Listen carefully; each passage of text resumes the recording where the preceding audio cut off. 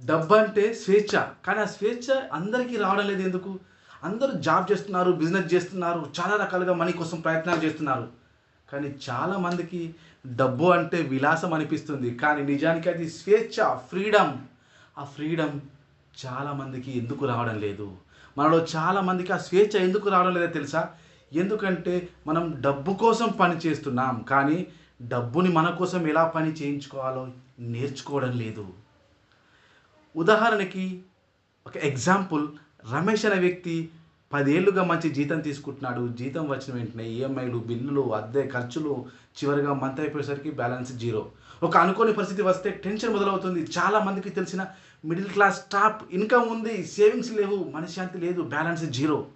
ఇంకా second example, Sita అనే మహిళ ప్రతి నెల 5,000 ఎస్ఐపి ప్రారంభించింది. 10 ఏళ్లలో 12 lakhs ఇన్వెస్ట్ చేస్తే దాదాపు 25 lakhs కార్పస్ ఫండ్ క్రియేట్ అయింది. ఇద్దరికి ఒకే జీతం, బట్ బడ్జెట్ ప్లాన్ చేసుకుంది. తన అమౌంట్ను సేవింగ్ నుంచి ఇన్వెస్ట్మెంట్ స్టార్ట్ చేసుకుంది. డబ్బును సరిగ్గా వాడుకోవడం అంటే ఇది కదా. బడ్జెట్ పెట్టుకోవడం, నెలలో ఎంత ఖర్చు అవుతుందో లిస్ట్ అవుట్ చేయండి. ఎమర్జెన్సీ ఫండ్ తయారు చేసుకోండి. 6 to 12 months ఆదాయం సేఫ్గా ఉంచాలి. తొలి నెలలో ఇన్వెస్ట్ చేయడం, ఎస్ఐపి, మ్యూచువల్ ఫండ్స్, ఆర్డి వంటివి. లోన్లు స్మార్ట్గా వాడుకోవాలి. అసెట్ కొరకు తీసుకోవాలి, బాధ్యత కోసం కాదు. ఫైనాన్షియల్ గోల్స్ ప్లాన్ చేయండి. షార్ట్ టర్మ్, లాంగ్ టర్మ్ లక్ష్యాలు పెట్టుకోండి. సాలరీ మనల్ని కంట్రోల్ చేయకూడదు, మనమే మన సాలరీని కంట్రోల్ చేసే విధంగా ఉండాలి. అప్పుడే మనకు డబ్బు పైన నియంత్రణ వస్తుంది. ఈ రోజు నుంచే ఒక చిన్న మొదటి అడుగు వేయండి. ప్రతి నెల 1,000, 2,000, 5,000 ఎంతైనా పర్లేదు, 10,000, 1 lakh ఎంతైనా ఎస్ఐపితో స్టార్ట్ చేయండి. అది చిన్న మొత్తం కాదు, మీ ఆర్థిక స్వేచ్ఛకు మొదటి అడుగు.